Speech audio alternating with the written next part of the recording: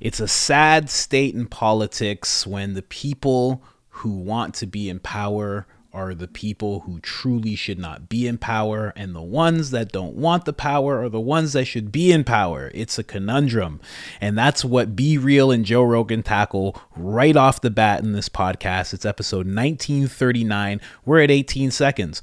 I mean, they get into it right from the jump. I had no idea Be Real was this real, but I should have knew from the name. Let's get into it. Working hard as always. Escape from LA. Escape from LA, man. That, you know, every time we go on tour, that's what I look at it like. Any shows, all right, we're getting away for a little bit. Just take a breather. Yeah. Unless I hope LA comes back. I really do. I hope it reemerges as what it used to be or better. But, yeah. You know, I believe it can too. Sure. And it possibly might, man, but it's going to take a minute before we get the right people in there. I know. Running the spot, man. Who are the right people, though? That's the problem. That's hard to say, right? Because, yeah. I mean, it's just hard to trust any politician these days, man. I mean, my friends have hit me up like, hey, when are you going to run for mayor? I'm like, I'm never running for mayor. Are you crazy? Bro, you would win. I probably would. Oh, my God, you would win. That would be the curse of me, right? It would be the curse, bro. They would go digging deep into your past. Exactly. Yeah, they'd find a bunch of liars, distort a bunch of facts. True that. Come up with a narrative. As much of an open book as I've been, you know, and open about everything I've done, yeah, they'll always dig deeper to try to find more, especially when you're in that kind of spot, you know? For sure. Also, if you're an open book, they'll still rewrite your chapters. They'll rewrite the chapters. They'll go in there and go, no. Let's change this around and make it a lot worse than it really was. Absolutely. It's a dirty game.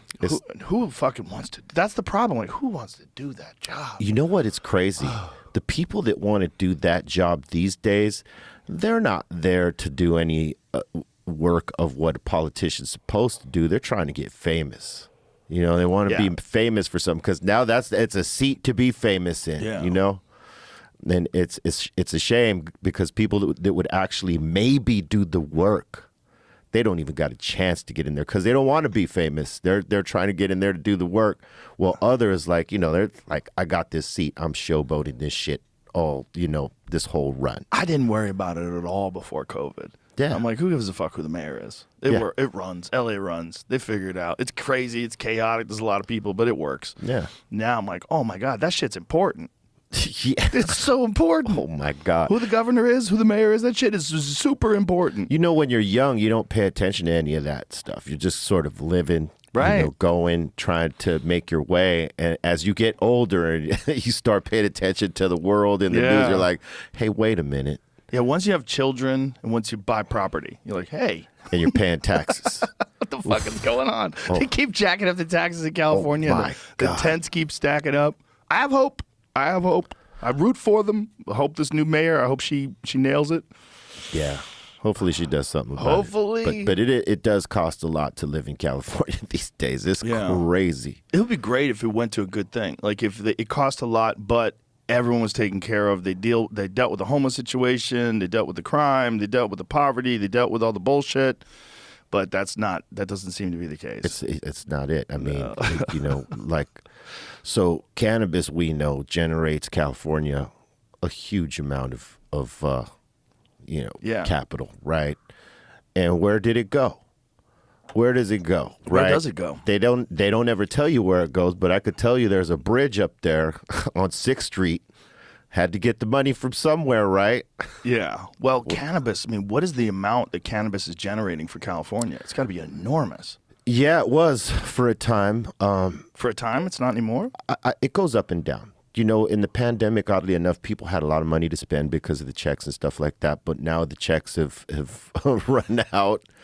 And they got less money to spend. So, you know, it's always a roller coaster ride as it relates to what sales will be. There it is right there. Yeah.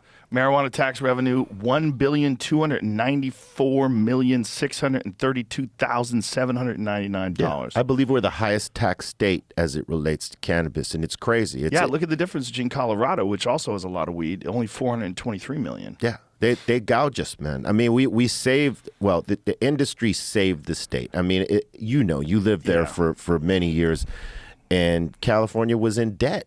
Yeah. We had no surplus. Now we got surplus. We could build bridges that are multi-million-dollar bridges. I had Mariana Van Zeller on the podcast from that television show Trafficked. I don't know if you've seen that show. It's a great show on the National Geographic. It's Crazy. Like, she's boots on the ground journalist. She goes into the jungle where the cocaine manufacturers are. She went to the Congo for dealing with people that are trafficking in the great apes. Wild show. Yeah. Wild shit. But she was talking about one of the problems with California is it's so difficult to get a license to sell weed regularly that the like illegal sales of weed are up way more than regular. So they're not getting taxed on that because they made it difficult for people. Yeah. The people that operate legally are the ones getting tapped the hardest, because you got to pay for all these regulations and all these fees and the taxation, whether you're in the cultivation aspect of it or you're the retail, manufacturer, distribution, any of it, man. I mean, it's the taxation to operate is high, and the taxes on the consumer as well. So when you have that factored in, and you got these guys that are trapping, as they call it, right, black market style, they're making all the money, and the state isn't really doing anything about that, and they make it hard to get a license for people who might actually be able to navigate the business, but it's just so many hoops you got to jump through, man. So much regulation. Yeah.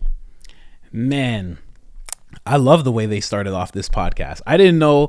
I've never actually seen a Be Real interview. If you don't know who Be Real is, Insane in the Membrane, Cypress Hill.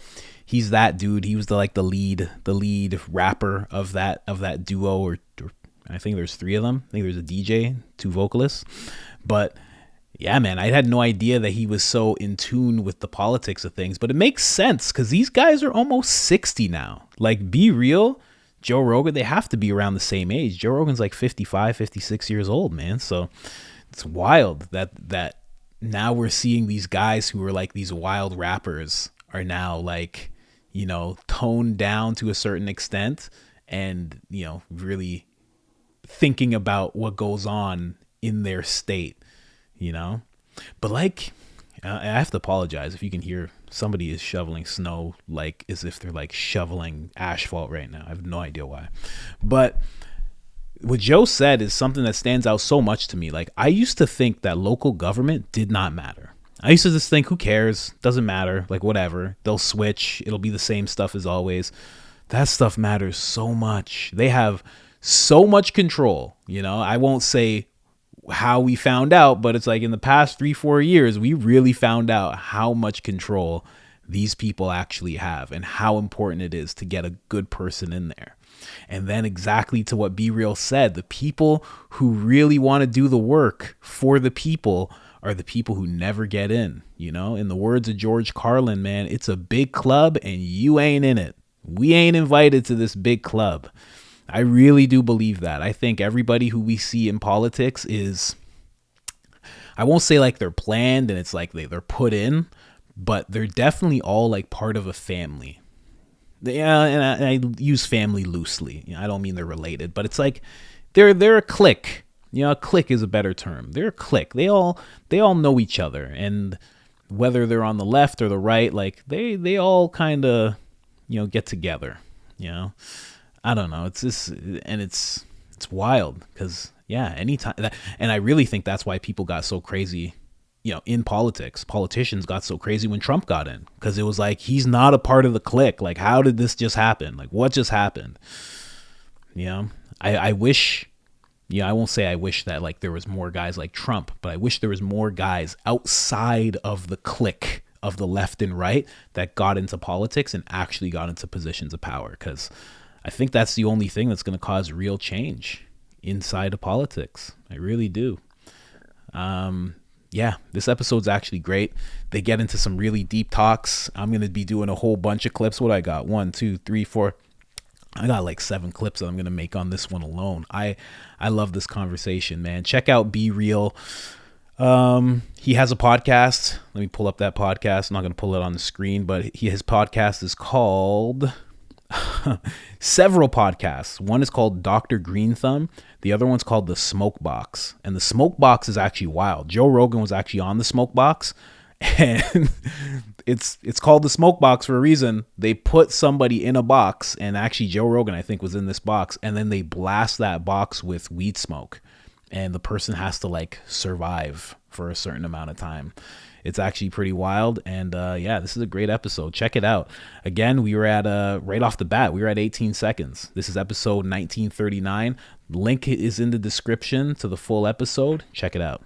All right, I'm out.